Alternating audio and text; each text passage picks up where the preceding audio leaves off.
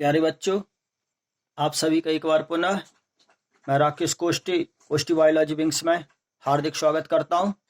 आज हम पढ़ने जा रहे हैं ह्यूमन रिप्रोडक्शन चैप्टर के अंतर्गत टॉपिक्स हैं structure of mammary glands of female, next precocious menstruation यानी पूर्वकालिक मासिक स्राव, और मेंस्ट्रुएशन साइकिल इन फीमेल यानी मादा में मासिक चक्र किस प्रकार से होता है। तो सबसे पहले स्ट्रक्चर ऑफ मैमेरी ग्लैंड्स, ये लाइनर डायग्राम बना है। ये मैमेरी ग्लैंड्स का डायग्राम है। ये सब मैमेरी ग्लैंड्स में ये अगला जो वाला भाग रहता है, जो पॉइंटेड वाला भाग रहता है, जिसे हम निप्पल्स कहते हैं, इसके चारों ओर एक पिगमेंटेड पार्ट पाए जाते हैं जिसे एरियोलर रीजन कहा जाता है। ये उसकी खड़ी काट का डायग्राम दर्शाया गया है। सबसे बीचों बीच ये हमको निप्पल्स दिखाई दे रही। निप्पल्स के चारों ओर जो डार्क क्षेत्र दिखाई देता है उससे हम एरियोला ऑफ निप्पल्स कहते हैं। ये आगे की जो खड़ी काट के रूप में आप देखिए, ये चारों तरफ फैट्स बॉडीज दिखाई देती हैं। ये बीच में लोब्यूल्स हैं और प्रत्येक जो लोब्यूल्स रहते हैं वो लैटिसिफेरस साइनस से रिलेटेड रहते हैं, और जो लैटिसिफेरस जो साइनस रहता, कोटर रहता है, उसमें ये डक्ट्स पाई जाती हैं। ये डक्ट्स का संबंध, इन डक्ट्स को हम लैटिसिफेरस डक्ट्स कहते हैं, और ये लैटिसिफेरस जो डक्ट्स हैं एरियोलर क्षेत्र के वहां पर ओपन होती हैं। जब शिशु माँ के निप्पल्स को मुंह में रखकर चूसता है तो उत्तेजना के कारण उनसे मिल्क सिक्रीट होता है। तो ये है structure of mammary glands of females. अब हम इसका वर्णन देखें तो सबसे पहले हम ये देखें ब्रेस्ट एंड मैमेरी ग्लैंड्स। फीमेल में सीने पर पाए जाने वाले उभार यानी स्तन कहलाते हैं। मेल्स में ये जीवन पर्यंत प्राइमरी स्टेज में रहते हैं यानी रूडिमेंट्री स्टेज में रहते हैं, जबकि फीमेल्स में प्यूबर्टी के बाद यानी यौवन अवस्था के बाद ये विकसित होते हैं। इनका जो विकास है प्रोजेस्टेरॉन और एस्ट्रोजन हार्मोन्स के प्रभाव से होता है। यानी फीमेल्स में जो स्तन ग्रंथियां हैं वह प्रोजेस्टेरॉन और एस्ट्रोजन हार्मोन्स के प्रभाव से ही डेवलप होती हैं। प्रेगनेंसी के समय यानी गर्भधारण के समय हार्मोन्स के प्रभाव से ये हार्मोन्स के सिक्रीट होने के कारण ये वेल डेवलप्ड हो जाती हैं, अर्थात अपना पूर्ण आकार ग्रहण कर लेती हैं। बेबी बर्थ या चाइल्ड बर्थ के बाद यानी शिशु जन्म के पश्चात जो मास्टर ग्लैंड्स है यानी पिट्यूटरी जो ग्लैंड्स है, जिसे मास्टर ग्लैंड्स भी कहा जाता है, पीयूष ग्रंथि, तो इस मास्टर ग्लैंड से प्रोलैक्टिन हार्मोन्स के सिक्रीशन से यानी मास्टर ग्लैंड से प्रोलैक्टिन हार्मोन सिक्रीट होता है। तो इस हार्मोन्स के प्रभाव से स्तनों में यानी ब्रेस्ट में या ममीज में मिल्क प्रोड्यूस्ड होता है। साथ ही पिट्यूटरी ग्लैंड्स के पोस्टीरियर लोब से ऑक्सीटोसिन हार्मोन्स के कारण जब नवजात शिशु माउथ में निप्पल्स को रखकर चूसता है तो ये स्टिमुलेट हो जाते हैं और मम्स से यानी स्तनों से मिल्क बाहर निकलने लगता है, जो शिशु का पोषण आहार रहता है। अब हम ये देखें स्ट्रक्चर ऑफ ममीज या और ब्रेस्ट। निप्पल्स के चारों ओर का जो पिगमेंटेड पार्ट रहता है उसे हम एरियोला ऑफ निप्पल्स कहते हैं, जैसा कि हमने पहले डायग्राम में देखा है। तो ये निप्पल्स और इसके निप्पल्स के चारों ओर जो पिगमेंटेड पार्ट है वो एरियोला कहलाता है। अब फीमेल्स के जो स्तन हैं यानी ब्रेस्ट हैं मैमेरी ग्लैंड्स के बने होते हैं, यानी ग्लैंड्स में ग्लैंडुलर सेल्स के लोब्यूल्स प्रेजेंट होते हैं, और प्रत्येक ब्रेस्ट में ग्लैंडुलर टिश्यूज और फैटी टिश्यूज यानी वसीय ऊतक पाए जाते हैं। इन्हीं के कारण वो उभरे हुए दिखाई देते हैं। और प्रत्येक ब्रेस्ट में ग्लैंडुलर टिश्यूज में लगभग 20 लोब्स पाए जाते हैं यानी पिंड पाए जाते हैं, और प्रत्येक लोब्स में मैनी लोब्यूल्स यानी असंख्य छोटे छोटे से पिंडक पाए जाते हैं, लोब्यूल्स पाए जाते हैं। इन लोब्यूल्स में एल्वियोलाई गुच्छों के रूप में पाई जाती हैं, और जो एल्वियोलाइज रहती हैं वो स्मॉल ग्लैंड्स होती हैं, यानी जो स्मॉल ग्लैंड्स मिलकर सिक्रेटरी साइनस फॉर्मेट करती है, यानी लेटिसिफेरस साइनस यानी कोटर फॉर्मेट करती हैं। इनमें मिल्क सिक्रीट होता है, और ये साइनस एक नैरो डक्ट्स द्वारा, जिसे हम लेटिसिफेरस डक्ट्स कहते हैं, निप्पल्स की स्किन में ओपन होते हैं। अब जो फैटी टिश्यूज हैं, ग्लैंडुलर टिश्यूज, ये सभी मिलकर ब्रीस्ट यानी मम्स को निश्चित आकार प्रदान करते हैं। निप्पल्स ब्रीस्ट के बीचों बीच पाए जाते हैं।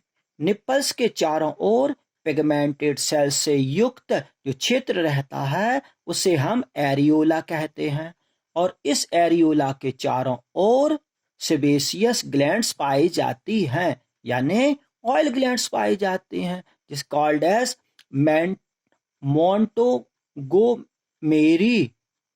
कहा जाता है। ये सिक्रीशन का काम करते हैं, और प्रेगनेंसी से ब्रीस्ट फीडिंग स्तनपान के समय निप्पल्स को ये स्मूथ बनाते हैं, यानी चिकना बनाते हैं। अब इनका फंक्शन क्या है मैमेरी ग्लैंड्स का या ब्रीस्ट का? तो मैमेरी ग्लैंड्स हार्मोन्स के प्रभाव से ओनली प्रेगनेंसी टाइम में एक्टिव होती हैं, और बेबी बर्थ के बाद यानी शिशु जन्म के समय से मिल्क सिक्रीट करती हैं। अब हम पढ़ने जा रहे हैं प्रिकॉशियस मेंस्ट्रुएशन यानी पूर्वकालिक ऋतुस्राव क्या होता है। सामान्यतः जो ऋतुस्राव होता है यानी मेंस्ट्रुएशन पीरियड होता है, मासिक धर्म होता है, वह फीमेल्स में प्यूबर्टी आने पर होता है, यानी यौवनावस्था प्रारंभ होने पर होता है। लेकिन सम गर्ल्स में यानी कुछ गर्ल्स में मेंस्ट्रुएशन साइकिल 6 से 10 वर्ष की आयु में स्टार्ट हो जाती है। जब उनके खेलने खाने के दिन होते हैं, जब वो बाल्यावस्था में होता, उसी समय उनमें 6 से 10 वर्ष की आयु में पीरियड्स चालू हो जाते हैं। इस कंडीशन को कॉल्ड एज प्रिकॉशियस मेंस्ट्रुएशन कहा जाता है, यानी पूर्वकालिक ऋतुस्राव कहा जाता है। साथ ही सेकेंडरी सेक्सुअल जो कैरेक्टर्स यानी द्वितीयक लैंगिक लक्षण, जैसे स्तन ग्रंथियों का विकास होना, है ना, आदि, लाश सर्व संकोच की भावना आदि उत्पन्न होना, ओवरी में अंडाणुओं का निर्माण होना, ये सेकेंडरी सेक्सुअल कैरेक्टर्स हैं। तो प्रिकॉशियस मेंस्ट्रुएशन के साथ ही उन गर्ल्स में सेकेंडरी सेक्सुअल कैरेक्टर्स डेवलप होने लगते हैं। क्लिनिकल ट्रीटमेंट, इसके लिए क्लिनिकल ट्रीटमेंट यानी चिकित्सकीय उपचार आवश्यक है। इसमें वेजाइना यानी योनि में गहरी चोट, रगड़ या इन्फेक्शन, या साइकिलिंग करने से या उछल कूद करने से या घुड़सवारी के कारण ब्लीडिंग तो नहीं हो रही है, ये टेस्ट किया जाता है।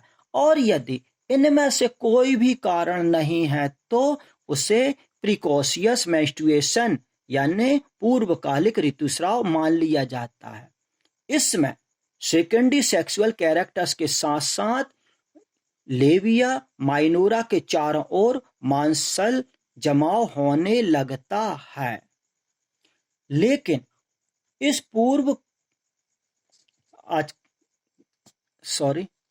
मेंस्ट्रुएशन साइकिल को अब हम डिटेल में पढ़ने जा रहे हैं। तो सबसे पहले मैंने एक ये चार्ट बनाया है, इस चार्ट के माध्यम से हम समझने का प्रयास करेंगे। थर्ड क्वेश्चन था कि फीमेल्स में रिप्रोडक्टिव साइकिल या मेंस्ट्रुएशन साइकिल किस प्रकार से होती है।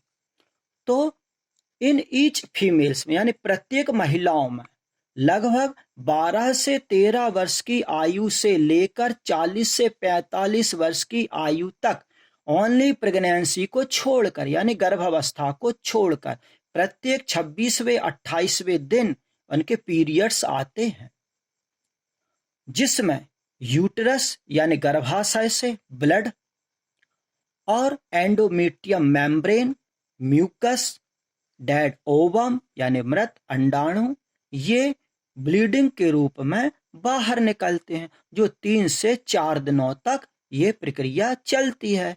इस प्रक्रिया को कॉल्ड एज मेंसेस या मेंस्ट्रुएशन साइकिल कहते हैं, यानी मासिक स्राव या मासिक धर्म कहा जाता है। यदि लेडी जब पहली बार मासिक स्राव उसमें होता है तो उससे हम रजो दर्शन भी कहा जाता है, इस प्रक्रिया को रजो दर्शन कहते हैं। तो चूंकि जो मेंस्ट्रुएशन साइकिल है वो एक निश्चित टाइम के अंतराल के बाद, यानी एक निश्चित समय के बाद बार बार रिपीट होते हैं, तो बार बार रिपीट होने के कारण इसे called as monthly menstruation cycle कहा जाता है, यानी मासिक रजोधर्म या मासिक रजोधर्म साइकिल कहा जाता है, जो 40 से 45 वर्षों तक चलता, और 40 से 45 वर्षों के बाद में फीमेल्स में पीरियड्स का आना बंद हो जाता है, यानी मेंस्ट्रुएशन साइकिल इज क्लोज्ड। इसे हम मेनोपॉज कहते हैं, यानी रजोनिवृत्ति, यानी महिलाओं में 40 से 45 वर्ष या किसी किसी में 50 वर्ष तक की आयु तक पीरियड्स आते हैं, यानी मासिक धर्म चलता है, उसके बाद में उनमें मासिक धर्म आना बंद हो जाता है। इससे प्रक्रिया को हम रजो निवृत्ति कहते हैं। अब आगे देखें कि इस समय प्रेगनेंसी समाप्त हो जाती, यानी जब पीरियड्स का आना बंद हो जाता उस समय लेडीज में प्रेगनेंसी नहीं हो पाती। ऋतुस्राव का आना, जब यौवन अवस्था प्रारंभ होती है तो ऋतुस्राव प्रारंभ होता है, तो ऋतुस्राव का आना बाल्यावस्था का अंत कहलाता है। जैसे शिशु अवस्था, बाल्यावस्था, यौवन अवस्था और वृद्धावस्था होती है, उसी तरह से यौवन अवस्था का प्रारंभ होना, ऋतुस्राव होना बाल्यावस्था का अंत कहलाता है। अब क्या होता है कि इस टाइम में, यानी यौवन अवस्था जब प्रारंभ होती है उस समय ओव्यूलेशन होता है, यानी मादा का जो जननांग है ओवरी है, ओवरी से अंडाणु बाहर निकलते हैं जिसे हम अंडोत्सर्ग कहते हैं। तो प्रत्येक ओवरी से बारी बारी से ओवम्स बाहर निकलते हैं जो ओविडक्ट में प्रवेश कर जाते हैं, जहां पर स्पर्म के मिलने से वहां उनका फर्टिलाइजेशन होता है या निषेचन होता है।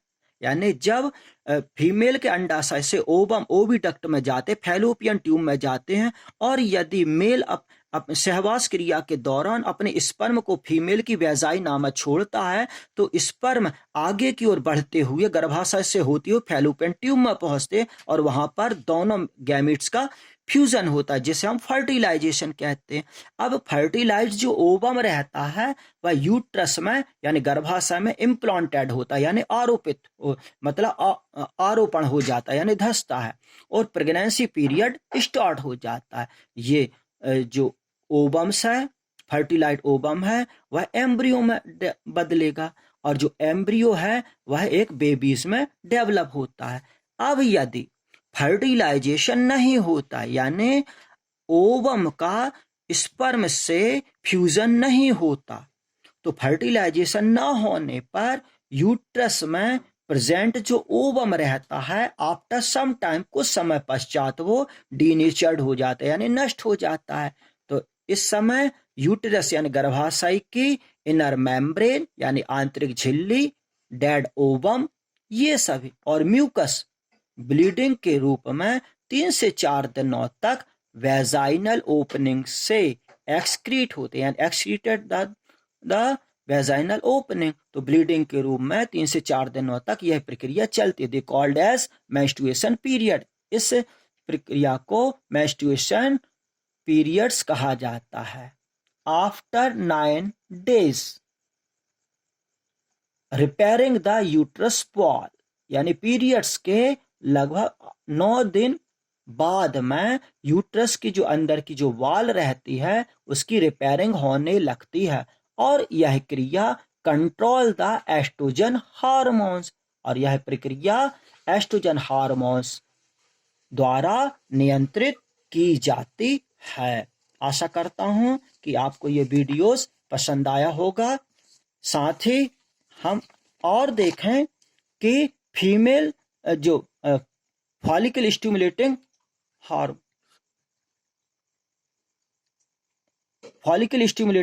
हार्मोन FSH के नियंत्रण में। ओवम फॉर्मेशन एंड ओवुलेशन क्रिया होती है। मेंस्ट्रुएशन साइकिल स्टार्ट हो जाती है 14 दिन लेट जो ओव्यूलेशन होता है। ओवम गोस टू ओविडक्ट, यानी जब अंडोत्सर्ग होता है तो ओवम गोस टू ओविडक्ट में जाता है। 15वें दिन से 19वें दिन तक ये ओविडक्ट में ही रहता है। फर्टिलाइजेशन होने पर ये जाइगोट में बदल जाता है और implanted to the uterus, uterus में वो धस जाता है, यानी उसमें रोपित हो जाता है। एम्ब्रियो में ये जाइगोट बाद में एम्ब्रियो में मॉडिफाइड हो जाता है। ओव्यूलेशन के 13 से 14 दिन बाद मेंस्ट्रुएशन ऋतुस्राव के रूप में ये बॉडी से आउटपुट हो जाता है। अब हम ये देखें लास्ट में ऋतुस्राव चक्र के समय कौन कौन सी घटनाएं होती हैं। तो पहले से 1 से 4 दिन तक ब्लीडिंग के रूप में रक्तस्राव होता है, यानी मेंस्ट्रुएशन होता है। 5 से 13वें दिन ओवरी में फॉलिकुलर जो सेल्स हैं वह यूट्रस में न्यू एंडोमेट्रियम का निर्माण होता है, साथ ही उसकी मरम्मत होती है। 14वें दिन अंडाशय से अंडाणु बाहर निकलते हैं।